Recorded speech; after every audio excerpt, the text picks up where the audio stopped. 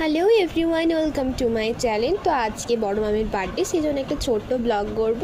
তো আমি বেরিয়ে গেছিলাম ভাইয়ের সাথে চিকেন কিনতে প্রথমেই, তারপরে একটু মলে গিয়েছিলাম, কিছু কেনাকাটা বাকি ছিল। দেন আমরা একটু ফুচকা খেয়ে মামির জন্য কেক নিতে গিয়েছিলাম।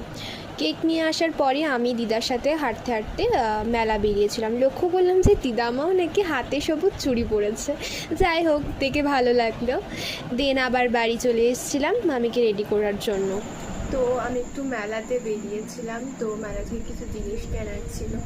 তো এখন মামিকে রেডি করব। তো রেডি হয়ে গেছে মামি, মানে বার্থডে গার্ল। সবাই হ্যাপি বার্থডে বলে দিও মামিকে ফোনে। এরপরে আমরা রান্না করছি, এরপরে কেক কাটাও হবে। তো এখানে হচ্ছে বাসন্তী পোলাও, এখানে হবে বাটার চিকেন, চিকেনটা ম্যারিনেট করে রাখা হয়েছে। এখানে কেকটা রেডি করে নিলাম।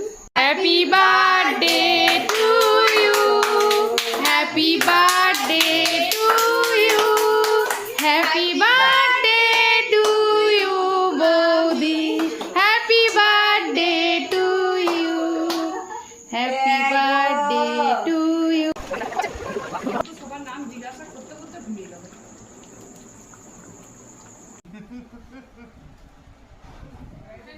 তো বাড়িতে এসে ফ্রেশ হয়ে দেখি যে একটা পার্সেল এসেছে সাভানা থেকে। তো সেটা দিদি রিসিভ করেছে, এটা আমাকে জিজু গিফট করেছে। দিদি তো সামনে বিয়ে, সেই জন্য।